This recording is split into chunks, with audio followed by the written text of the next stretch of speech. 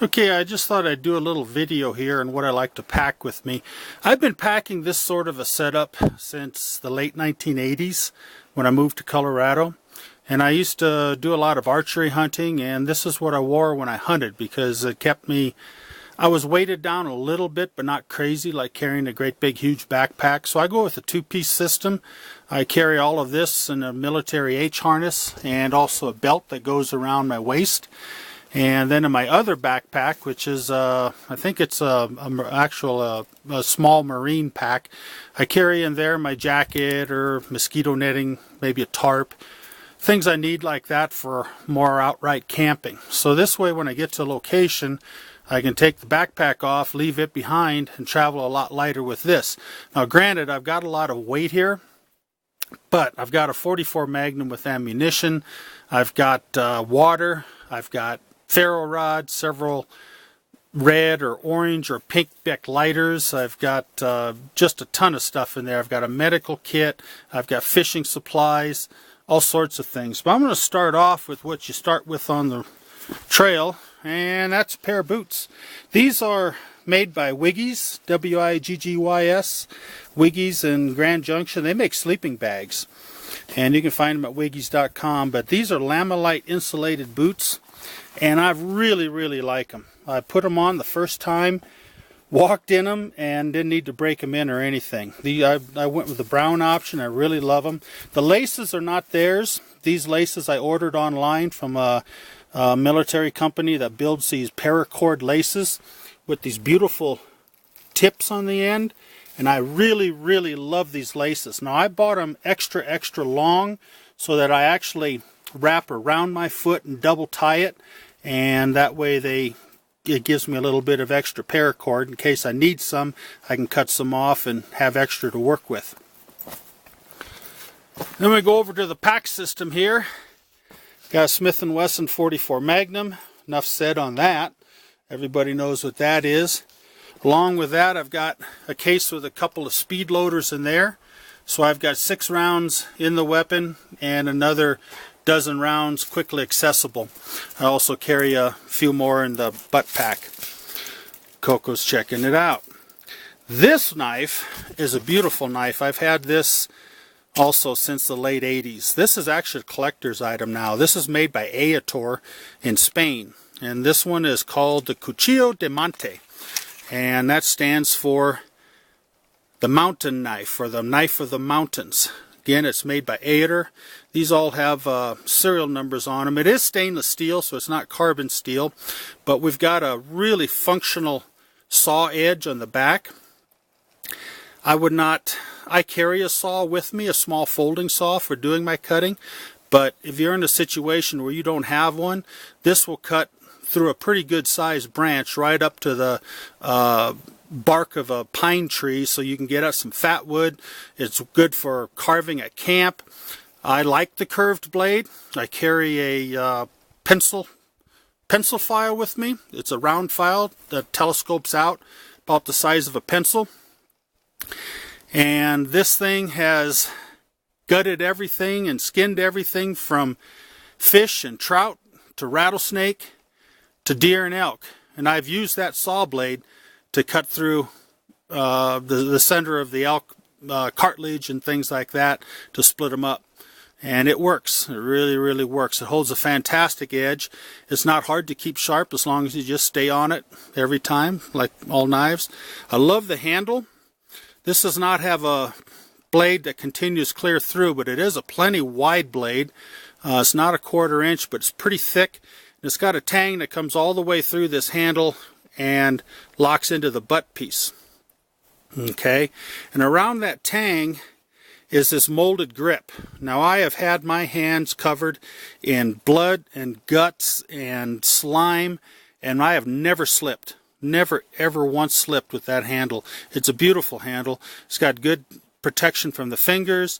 Up on the top here you can see we've got a pounding slot where you can tap it with a stick of wood, you know, and you can tap it and use it to split wood. Although I don't use it for that, I have and I can.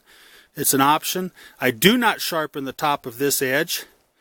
That's just dangerous. If you sharpen the top of an edge on a knife like this, you're going to be doing something with it someday and you're going to slice your finger halfway off. So I leave that dull. Now if you're in Afghanistan and you're going to use this to actually hunt Taliban and kill, then sharpening that top piece might be something you'd consider.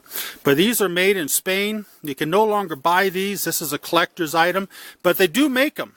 The identical knife with what I'm told a better saw edge, and they call it the Oso Negro, O-S-O-N-E-G-R-O, which means black bear, or the Oso Blanco, B-L-A-N-C-O, which means white bear. And the Blanco has brass up here. It's got a little more brass. The handle is green, whereas the Oso Negro looks identical to this. So if you're going to buy a one-purpose do-all knife for survival, hunting, camping, everything, that's the one I would go for. Far superior to the K-Bar military knife. That I have one of those too. I've compared them. The K-Bar don't even come close to what this thing will do, although the K-Bar is a great knife. And we'll go along on here. We've got a mixed match of military gear mostly, ranging in different ages. This might be a pouch from Vietnam or Korea, I don't know. It's pretty old. I've got toilet paper in that one. I carry 2 canteens, and in each of these canteen pouches is also a stainless steel cup that surrounds it. Okay, so I can boil water or cook food in 2 containers with what I carry with me. I've got a butt pack here. I'm not going to go through it, but in that butt pack, yes, I have a ferro rod. I have a Leatherman Surge multi-tool. I have maps. I have several heavy-duty garbage bags. There's a fishing kit in there. There's a fire-making kit in there. There's a compass and map system in there. I do have some toilet paper just for convenience, but I also carry washcloths. When you run out of toilet paper, hey, you go to the washcloths or you go to Moss and Rocks, whatever. What else is in there? There's a tiny shovel, a little collapsible shovel, a folding shovel, which is very handy for digging a Dakota fire pit and doing various chores around the camp. Someday we'll have to go into the backpack and dig some of it out. There's a chainsaw in there, not a chainsaw, but one of those little survival saws that's got a ring on both ends, and it saws pretty darn good. I bought an expensive one and it was well worth it. I've used it a few times when you need to, but it's extremely light. On the bottom here, I've got a Poncho Carrier. And this is actually a carrier, a more modern military carrier. I don't know what it's for. I can't remember. They told me. But I put my poncho in there. And in the wintertime, I'm going to try to find a poncho liner that would roll up tight enough and small enough to fit in there too. And the neat thing about, now this is a butt pack right here. So it hangs off my belt below my butt. And this actually hangs right below my cheeks, my butt cheeks, in the back of my legs. But the neat thing about having a poncho liner here is when you're traveling and hiking and you want to take a little break and sit down on a rock, a tree, a stump, or a hillside or whatever, and it's wet or it's muddy or whatever, it doesn't matter. You just sit down with this bag right here under your butt and it naturally falls under there. Doesn't matter if it gets wet, it's just a poncho anyway rolled up in there. So that's been a really neat little addition that I put on here a while back. Had a long time, hard time finding a bag that worked perfect for this years ago, but now they make them. So you can find those at Military Surplus. And there's our other canteen. And here we have a little medical kit. And I've got everything from Band-Aids and gauze and a suture kit from a veterinarian. I've got, let's see, signal mirror. I carry one of those in my pocket too, by the way, but I've also got tweezers for stickers and slivers. There's all sorts of little things I've got crammed into there. Antifungal bacteria cream is extremely important because I'm telling you, there's nothing worse than getting a rash between your legs when you're out hiking or camping and it just itches you to death and you can't get rid of it in any natural way that I really know of that's real effective. So that's what's in the first aid kit there. And then again here, we're back to the speed loaders. So those are for the 44 mag. Panning around, I've got my good old hat. I've had this since the late 80s. This particular one was made by Orvis. And there's others out there now. It's 100% cotton. It's one of those oiled cotton. I've got a vest like this too, and it's a beautiful hat. I really love it. I have added the ear muffs. These are from a cap, a military patrol cap, and I've added those because it had no ear muffs in it, and in the wintertime, doggone it, it gets cold. So you need some ear muffs inside a hat. This came with it, although it's starting to wear out. I'm probably going to have to replace it. After 30 years, it's starting to fray a little bit there. But that's an oilskin hat. And the reason you'd want to go with something like this rather than a stocking cap, which I also carry in my other pack. I carry a little military patrol cap, stocking cap. They're awesome to sleep in, and they're nice if you're really sweating hard. I'll take this off and put that on because it's 100% wool. But the nice thing about this hat, it's got a wide brim, and it will shed snow, it will shed rain, it'll shed water. You can put your head down, and I did it just today coming up this trail. You can crash through some pretty heavy brush, and that hat will take the branches. And if you do get one that stabs you in the top of the head, I'd much rather get stabbed with the branch, having all of this heavy material between me and the branch and my head, rather than just a regular little ball cap or a wool cap or something of that nature. It gives you a lot of protection crashing through brush. It really, really, truly does. And you can also use it, of course, as a carrier. If you're carving off some fat wood to make a fire, well, you catch it in here and you don't lose it on the ground and all that. So you learn to double purpose things. I need to recoat this one. This one's never been coated, and that's my fault. I need to get out and buy some coating, some oil for this that's designed for this material, and do that.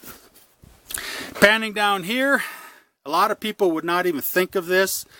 You think, oh, you only need that if you're in the military or if you're playing paintball or something like that, or rollerball, but no. These knee pads are critical for me.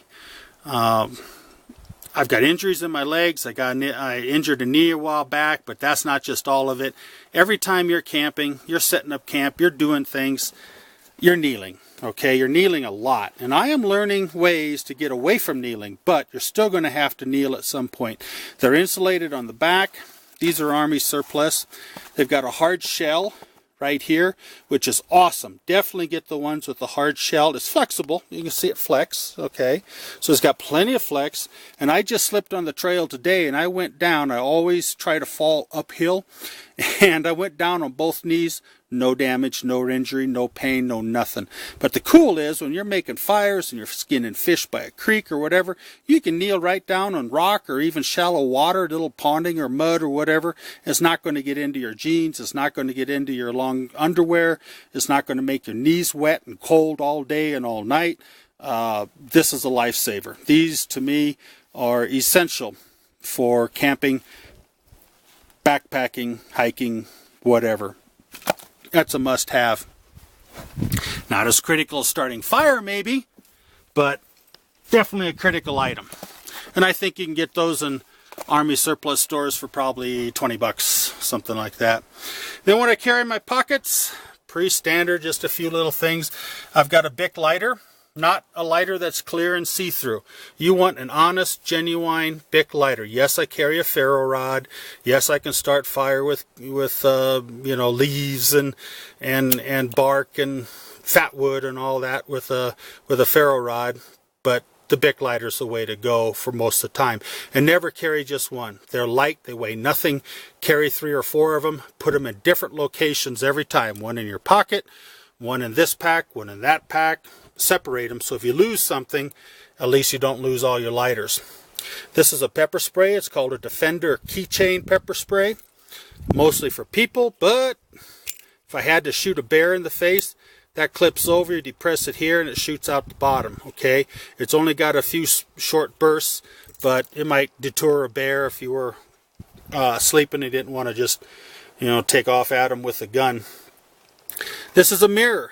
All right, I carry this everywhere I go, and that is for checking my nose, to make sure my nose looks clean when I'm in public, but also in a survival situation, if you have a mirror, you can signal people. You can signal people from a very, very long ways off. So I always carry a pocket mirror with me all the time, even to church. I mean, this thing's always with me. So is that, by the way. This is a little saw. This one's made by Stihl. If you're going to spend the money to buy one, this one's a pretty good one. Way better than the ones you buy for $5 in Harbor Freight, which I do buy a few things at Harbor Freight, but you got to be selective. The little Stihl saw here works really good. Nothing compared to a Silky. My next purchase is going to be a Silky. Okay, and I've got some flagging material, which you know what that's for. One thing that amazed me, I picked this up for free at a Christian concert here a year ago. This is from Colorado Christian University, and all it is just a little blue light. You know, you flip the switch and shine it around at night to find a door lock, that type of thing. Last night at about midnight, I went out and I shone this thing around out in the dark, in the woods where it's really dark, and you would be amazed the amount of light this little thing puts out. Yeah, this is a blue light, but it's almost as powerful as a little flashlight I carry. It's not bad. It's really, really not bad at all. And they weigh nothing. And if you wear it out, you just throw it away. So next time I come across any more of these laying at a table someplace at a convention or expo or something like that, by golly, I'm going to pick up a few of them. And there's going to be more than just one in my pack. They're just so light. They weigh nothing. And in a pinch, they'll do quite a bit, actually. So there's a little bit on that. So that does the most of it, other than a jacket and whatever clothing you like. If you're carrying a sleeping bag, I would certainly check into Wiggy's in Grand Junction, Colorado. They've got probably the best sleeping bags built in the world. That's something I'm going to save up for. So I do have a sleeping bag, but I don't have it here. It's in my other pack. But this is my day travel stuff right here. So I hope you enjoyed it, and that's how I rock and roll. That's how I've done it for 30 years. You may have some things you do better, maybe some suggestions that would be better. I don't know. Doesn't matter. This is all good. So what works for one person doesn't always work for another, but this works good for me.